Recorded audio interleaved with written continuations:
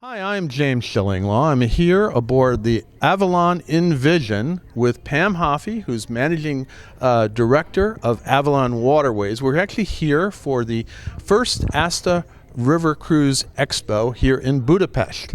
And Avalon is participating in that, along with a number of other cruise lines.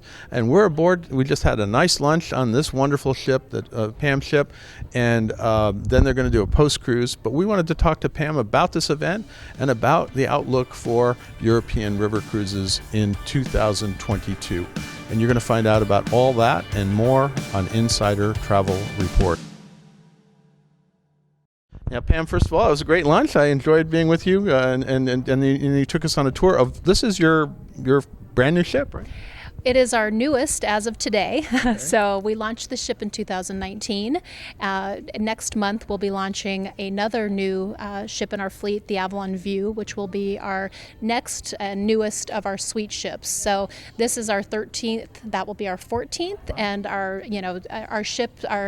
fleet is 100% consistent. And so I think that's something that is very unique about Avalon, and something that's really an advantage for advisors selling Avalon, is that they don't have to pick and choose when they're finding an itinerary. They don't have to say, oh, well, is that on this ship or this type, so that they're sure that their guests are getting the panorama suite, which is our really popular stateroom with the beds facing the view and that open air balcony. Every single ship is exactly the same, so it makes us really easy to sell. Absolutely, and they're beautiful ships. As you can see, it's very livable space here, some dining options. It's great. We'll talk about those. But let's talk about this ASTA River Cruise Expo. Why did you sign on with this? There are about, I think, 7 ships, 7 companies that are working here just to give travel advisors, and we did this actually once before. I think Virtuoso had a similar event, symposium, a few years back. Mm-hmm. I actually was on your ship. You were.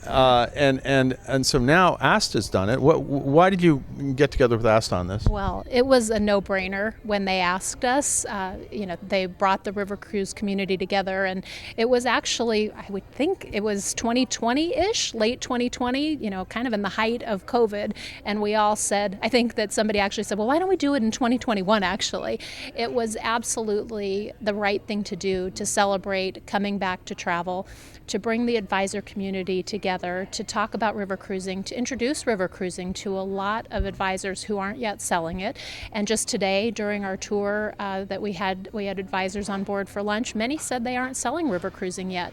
And really? So there's a lot of newbies to river cruising. There are, and they're seeing this opportunity with their clients looking to do something different, looking for smaller ships, looking to be inland, looking to be close to cities in order, if something, they want to be able to have access to medical care. We are coming out of COVID, and I think everybody feels that, but there's still, for those people that are not quite ready to get back out traveling 100% and are a little bit cautious still, river cruising is a great opportunity for that client. No, absolutely, and it's been really, as we come out of COVID, it does seem to be one of the perfect products to come that way. Now, what is this season looking like? We're here in March, and it's really the beginning, the kickoff of the European river cruise season.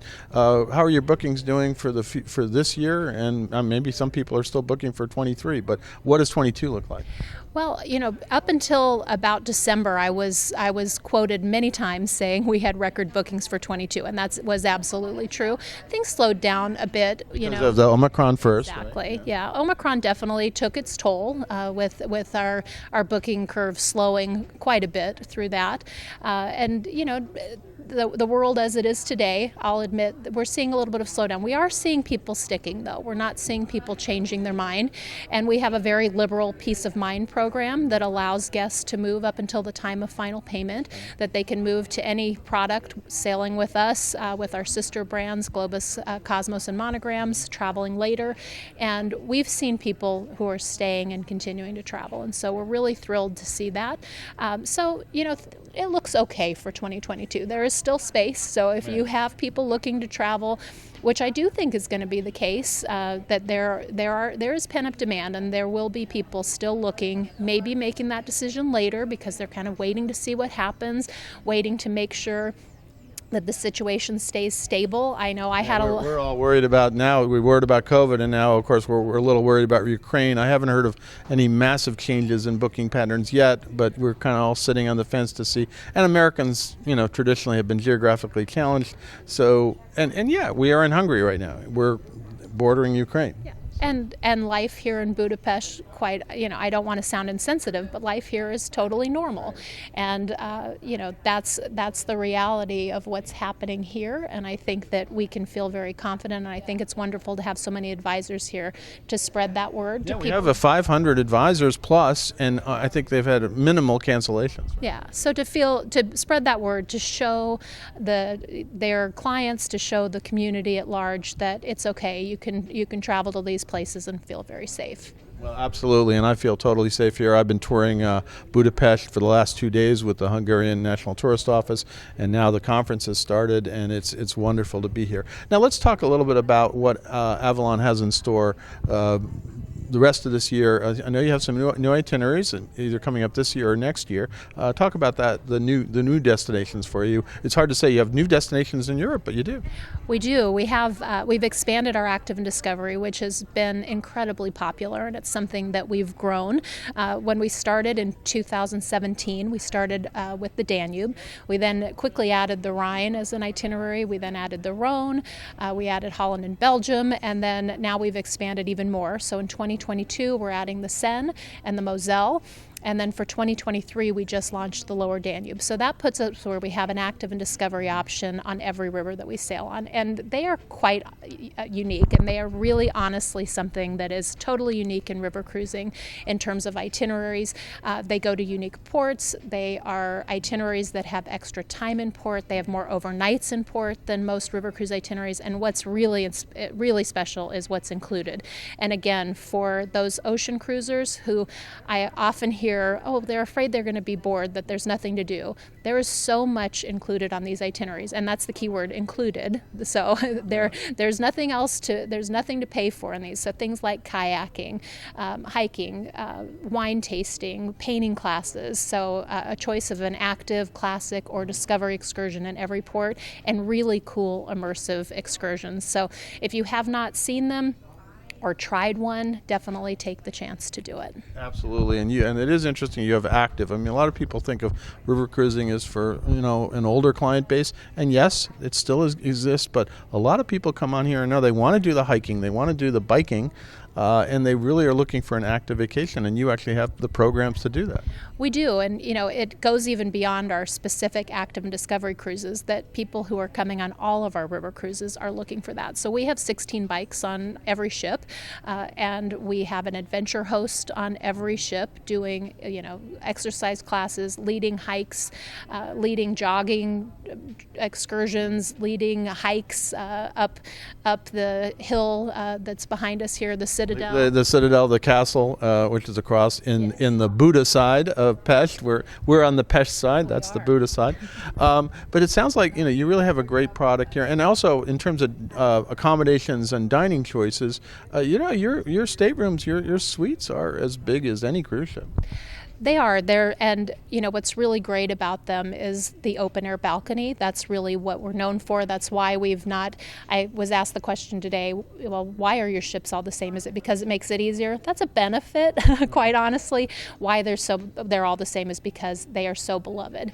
Every time we're about to build a new ship, we think, should we change the design? And we go, no, people love this design. And the panorama suite, every time I stay in one, I try to come up with what's wrong with it and how could we make it better. And I haven't found yet.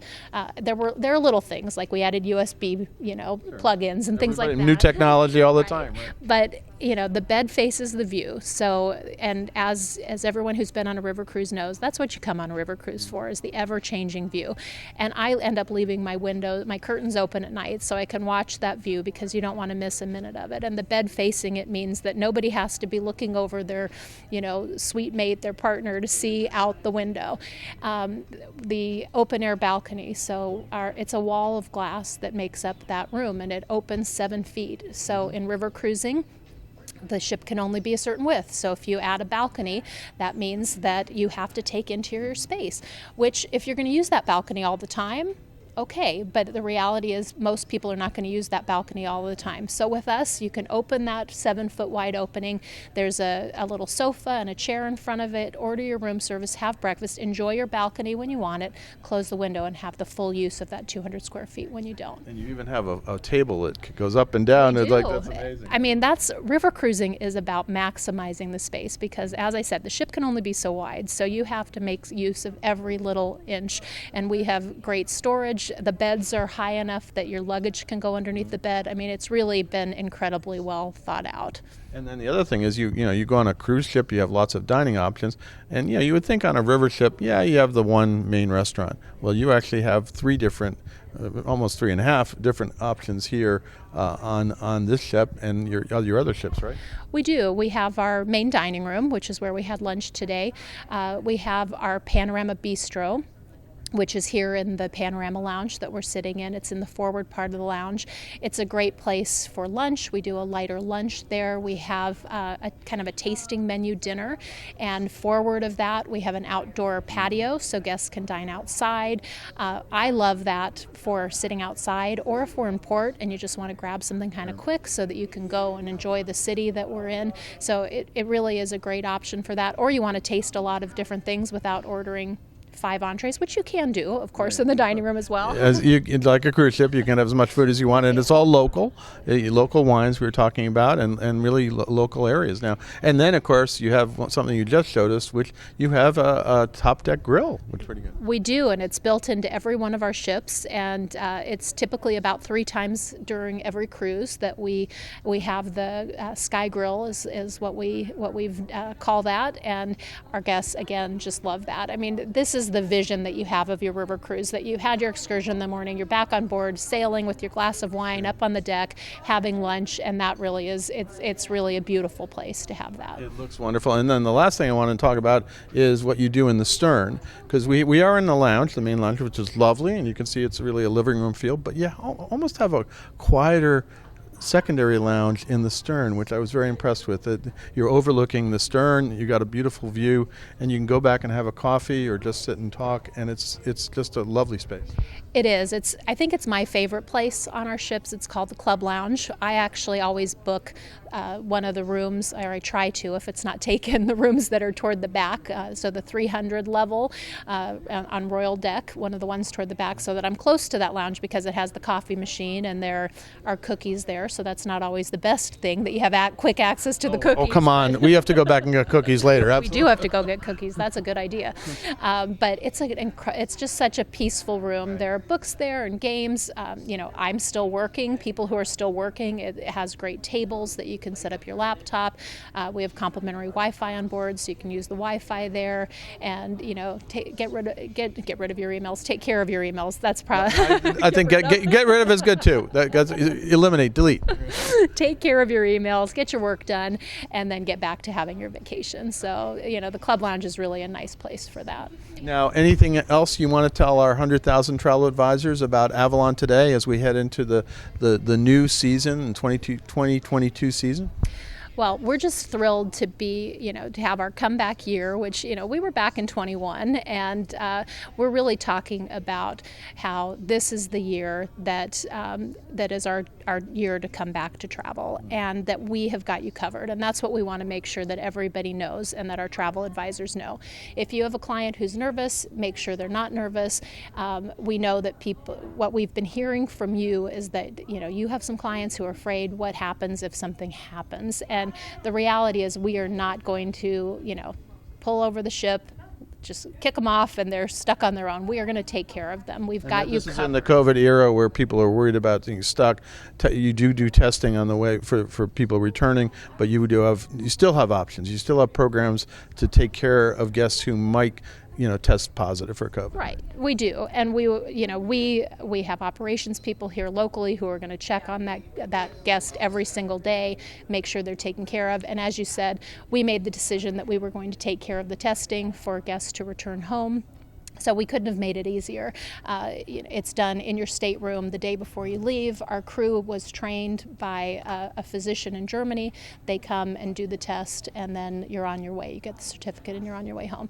So we're really looking forward to the season. We just had our kickoff meeting with all of our crew. We have exciting new itineraries and just really great options for bringing guests back to Europe. And I think it's going to be a great year. And you'll have a brand new ship coming out that's twin to this ship. It's going to be an amazing year. Pam, I want to thank you for taking the time. I know we're just about ready to kick off this conference. We had the lunch downstairs with you, and then you're going to have some open houses for all the travel advisors, some of whom have never seen a river ship, apparently.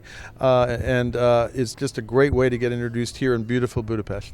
It is, and for us, this being here with ASTA, we've also just made a huge commitment. We're now a platinum partner to ASTA, and so being here and part of this event is even more special for that reason. So we're thrilled to be here.